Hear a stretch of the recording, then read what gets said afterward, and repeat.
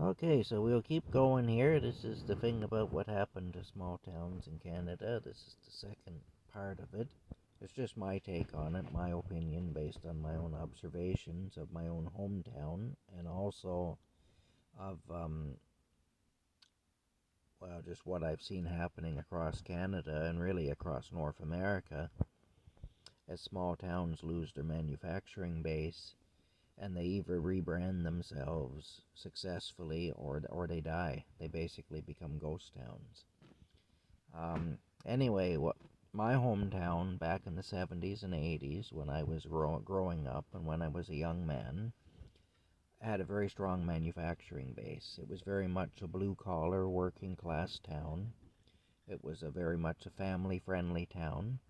It was the kind of a town where you grew up there, you got married to a girl you went to school with, you had kids, you got a job in one of the factories. Oftentimes, you got a job in a factory your dad or your uncle or somebody like that worked in, and you worked in that factory, or sometimes you moved around a bit and worked in different factories, but you pretty much stayed in the town, raised your family, lived your life out there, bought a house, and so on, and you died there. And you were buried there. That's pretty much how it was. And the town was set up for that. So it was set up for blue collar working people, for families. It was understood that, people weren't going to have a lot of money. So there was a tolerance of things that looked poor. If your house wasn't if your house wasn't real pretty, that was accepted. If your car wasn't real pretty, if it was kind of old and dated and had some dents and some rust on it, that was accepted, and so on. Um, Now, in the early 90s, though, the town of Perth, like many small towns, lost its manufacturing base because our government, the government of Brian Mulroney, a conservative prime minister, entered into the NAFTA agreement. And so it was no longer desirable for corporations to have factories in Canada. It was costly for them to do so. Now they could very easily move to other places where it was cheaper to operate, and they could still sell in Canada, though. All those trade barriers were removed. So, almost overnight, Perth lost its manufacturing base. A lot of towns in Canada, a lot of towns in North America went through the same thing. Now, Perth, to their credit, they successfully rebranded. But what they did is they rebranded as a retirement community for the wealthy. Well, um, blue collar people then had a lot less choice for employment, so many of them left. Um, if you were young and trying to make a go of it, trying to start out your life, there really wasn't much opportunity in Perth anymore, so those people left. And what happened is a lot of people who worked in Ottawa and Toronto and so on, who were civil servants and whatnot, people who had bought a house in Ottawa for $40,000 in 1972, um, that house by the 1990s was worth $1 million or more. And so they sold their house and they came to Perth and they bought a $300,000 house in Perth and they had a nice nest egg. Most of them were getting a good pension. Most of them had investments and so on. And good for them that they did that. I'm not trying to knock these people or anything. Good on them for doing that and for being successful and so on. But what happened is it changed the dynamic of the town. The town no longer was what it had always been. It became something different. And of course, a lot of the time, these people who have money behind them, they don't really want to see poverty. It kind of offends them to see poverty. So if they see an old car around town that looks like it belongs to a poor person, that bothers them. That'd be my car, by the way. That'd be my car they would see. But, and also, if your property wasn't quite up to standard, if your porch needed painting and maybe you had an old shed in the backyard that was kind of leaning sideways and stuff, where you kept the lawnmower and a few other things. Again, people didn't want to look at that. That suddenly became an issue, and so and if you're one of these people that kept your old car that had died or whatever in your backyard because you were going to fix it someday, but you just never had gotten around to it, again, there was no more tolerance for that either. And so the town changed. It became more of an upper class, upscale town.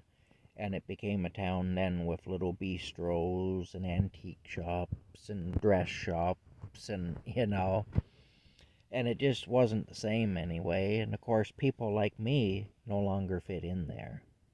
I never really fit in anyway. I fit in better when it was a blue collar place than I fit into it later on. But I never really fit into it. There was always something. I didn't really fit in.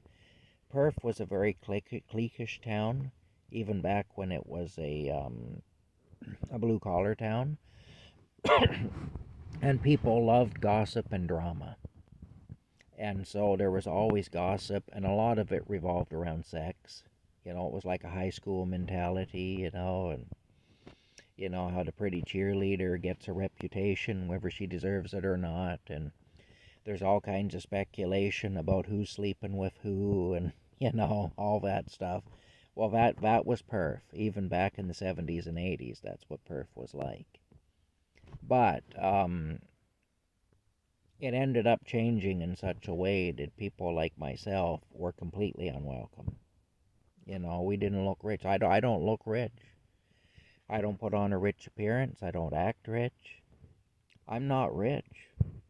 No, I mean I'm poor. I'm not ashamed of being poor. I don't think there's any reason to be ashamed of being poor. I don't revel in being poor. But the Bible says that the poor will always be amongst us.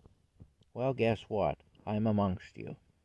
That's just how it is, and I'm every bit as worthy as anyone else to live and to get by as best I can, as long as I'm not victimizing people. And driving an old car that other people don't like the look of is not victimizing people. Even though there's a perception that it is, it really isn't. But that's what I found myself up against anyway, and that's one of the many reasons I left my hometown. I just couldn't fit in there. I never fit in there even before. I never liked all the drama and the gossip, and I always found it very backward that way, and I didn't like it. And if you were seen walking down the street with somebody, it automatically was assumed that you were sleeping with them. And I remember I had a friend who moved to Perth from a neighboring town, and she was going on about how much she loved Perth, how beautiful the town was and stuff, and it is a really pretty old town. And I told her, I said, well, and she said, though, I don't really feel like I've been accepted yet. And I said, well, you know that you've been accepted when a rumor starts going around about you that you're a lesbian. Then you'll know you're one of us. And she got mad at me. She thought that was a terrible thing to say, and I said, well, you just wait. You just wait. I said, I live here. I've been here all my life. I know how things work here. So I said, you can be mad at me, but you just wait. Well, she got to be friends with this other woman, and they were hanging around together a lot, and before long the rumors started going around, and they came back to her. All the rumors that she was in a lesbian relationship with this other woman. There was no basis to it. But exactly what I told her would happen did. And she actually came to me and apologized. And she said, you were right. I was mad at you for saying that. I thought that was a terrible thing to say. But you were right. She said, you knew. You were right. I said, well, as I told you before, I grew up here. I know how the people are, But see, I never fit in for that reason. And then, of course, when the town became more of a wealthy person's town, I really didn't fit in. And so I was pretty much ran out of town, is what happened to me. But anyway, I think this is a phenomenon that's happened right across North America. And good for my hometown that they were able to successfully rebrand themselves, and it didn't become a ghost town. A lot of towns have. And, they were able to take the heritage aspect of the town, and they were able to take the prettiness of the town and use it to their advantage and to rebrand it. The manufacturing base had gone, and the town was going to die if something didn't happen. So they rebranded it, and good for them, and good for the people who came to live there and are happy living there. I mean, this isn't a dig against them or anything, but the fact is, the nature of the place did change, and it didn't really change for the better. It just became different.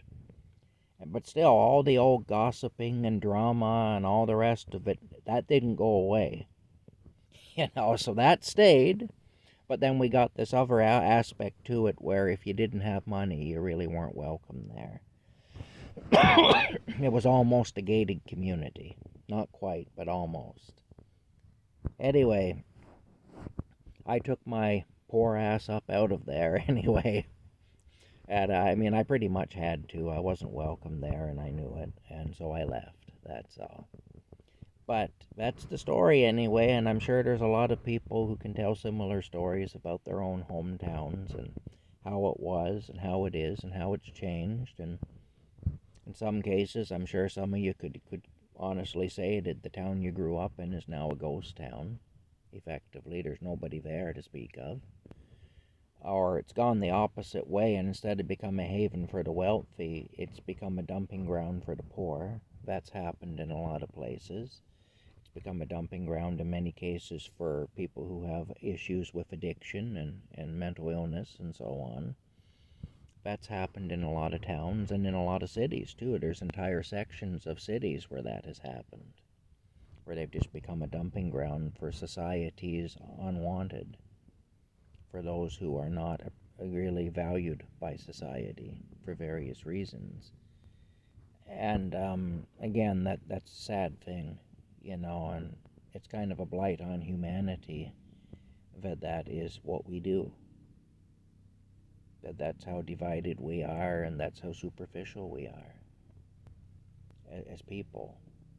Anyway, that's it. Anyway, that's what happens.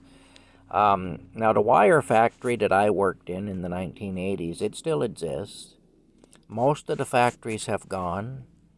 It's a funny thing. In 1982, my dad told me that the shoe factory had 30 years left in it. No, 20 years. He said it's got 20 years left in it. And he was right, because he died in 1988, so he didn't see this. But the shoe factory closed up and moved out of Perth in 2002.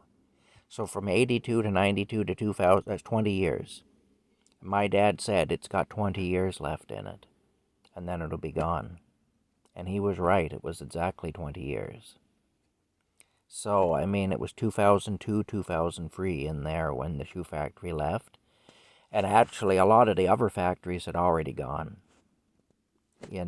C&D Battery was no more. Aeroquip, gone. They made hydraulic hoses. I talked about that in the previous video. This is the second half of that.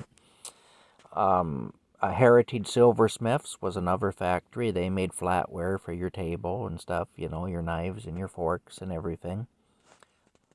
They were gone by that time. I can't even think now. There were so many. That just Wickware Stack Bin. They made industrial, bins and whatnot as part of the, moving pieces of things around in factories, basically. They made the bins that you'd move parts of things and completed things and so on around in factories in. It was called Wickware Stack Bin. That also closed up. And I'm sure there's others I'm forgetting about now, but there were a lot of factories in Perth in the 70s and 80s. Just recently, it was called Jergens. It was the Andrew Jergens Company. It was a soap factory. It changed then, it became Shandex, and then it changed names again, and it went through a different incarnations. They've just closed up this year. They lasted until 2023, and now they're gone. There was another company called Wampole Pharmaceutical. They closed up back in the early 90s. They made medicine. They closed up. On it goes, you know. Anyway, that's it. It's been done to us on purpose. You know, it's all part of this new world order plan. They wanted to move manufacturing to the third world, and that's what they've done. They want to have zones. They want to have a zone for manufacturing and a zone for this and a zone for that. The third world is now the manufacturing zone. And so all those jobs that sustained people, that enabled people to buy homes, that enabled people to save enough money to send their kids to college so they could have a better life than their parents had, and so on. All those jobs are gone now. All those jobs, you could go into a factory with a grade 10 education and you could earn a living. You could buy a house, you could buy a car, you could get married and start a family. That's all gone now. All of it. And that's pretty sad, because a way of life went with it, you know. Anyway, that's it. We'll talk to you later.